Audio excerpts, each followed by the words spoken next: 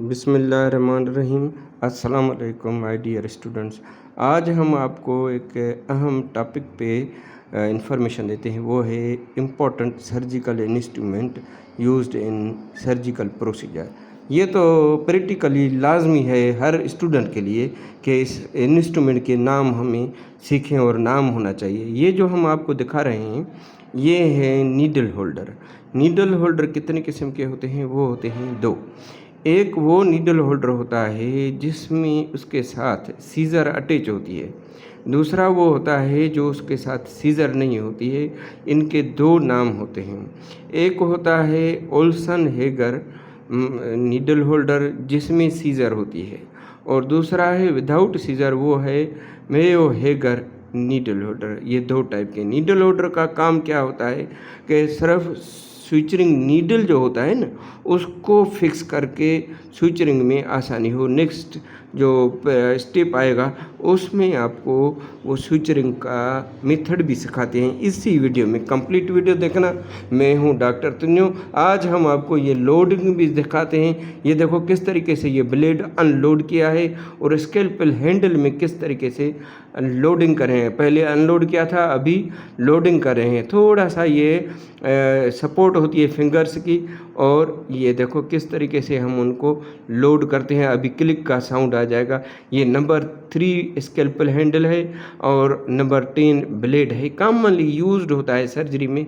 ये हर स्टूडेंट के लिए लाजमी होता है कि आप इंस्ट्रूमेंट से फेमिलियर हो और उनका नाम याद हो, यूज़ करना सीखो। अब इस सेमेस्टर में क्लिनिकल प्रैक्टिस के लिए हर स्टूडेंट जो डीवीएम होता है उनको नाम होना चाहिए। जो अभी मैं इंस्ट्रूमेंट बता रहा हूँ हर एक का आप नाम याद रखें। अभी ये जो दो इंस्ट्रूमेंट दिखा रहा हूँ ये है टिश्यू फारसेप के दो किस्म होते हैं। एक होता है थंब फारसेप जिसमें प्लेन होता है, दूसरा है टिश्यू फारसेप की जो टिप होती है वो शार्प होती है। रेड टूथ टिश्यू फारसेप कहते हैं।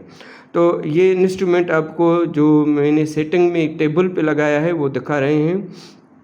हर एक इंस्ट्रूमेंट के दो दो पेयर रखते हैं। एक जो है प्लेन टिश्यू फारसेप, दूसरा है टूथ टिश्यू फारसेप। और ये इंस्ट्रूमेंट को किस तरीके से सेटिंग कर रहे हैं ये देखो इस टेबल पे। जब भी सर्जरी करें तो इस तरीके से सीक्वेंस ही बनानी है। और ये जो है आर्टरी फारसेप क्या होती है? कर्व आर्टरी फारसेप बेहतरीन होती है कि उनको सर्जरी के दौरान हमें हेल्प होती है। आर्टरी जहाँ ब्लीडिंग होती है उसको रोकने के लिए आर्टरी फारसेप यूज़ करते हैं। जहाँ सुचरिंग करनी है तो नीडल यूज़ करते हैं। अभी ये देखो ये इंस्ट्रूमेंट हम आपको दिखाते हैं, ये भी कर्व है ये, लेकिन ये मॉस्किटो आर्टरी फारसेप है। स्मॉल वेजल्स जो रप्चर हो जाती हैं उनको लाइगेशन करना है तो इसलिए यूज़ करते हैं। तो ये जो हर इंस्ट्रूमेंट का नाम अलग है, हर इंस्ट्रूमेंट का काम अलग अलग है, नाम फंक्शन ये हर स्टूडेंट को याद करना चाहिए कि ये तो ये इंस्ट्रूमेंट सेटिंग और सीक्वेंस में रखा है।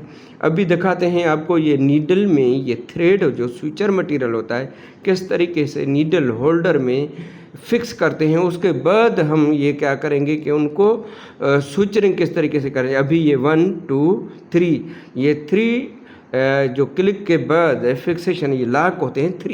3 लॉक के बाद हम उनको नीडल होल्डर को होल्ड करते हैं हाथ से। फिर ये लेफ़्ट साइड पे ये टिश्यू फारसेप रखते हैं। ये एक फोम का प्रैक्टिकल मॉडल है कि किस तरीके से स्टूडेंट स्विचरिंग सीखें।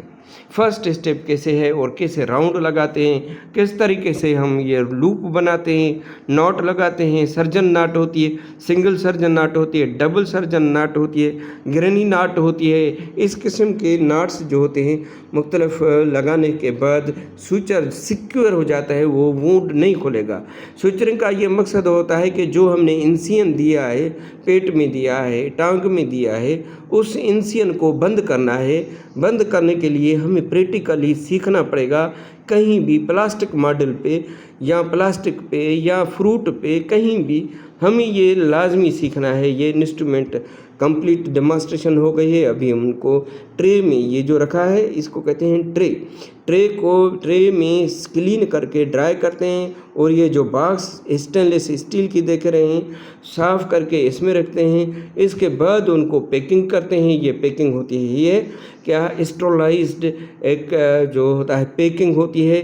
उसके बाद ये 1 मंथ के लिए 15 दिन के लिए ये स्टरलाइज्ड होते हैं। लेकिन हमें तो डेली यूज़ करना होता है ना, हर टाइम पे जो भी सर्जरी नहीं होती है उसलिए स्टरलाइज्ड इंस्ट्रूमेंट यूज़ करते हैं, कंटामिनेशन फ्री काम होगा।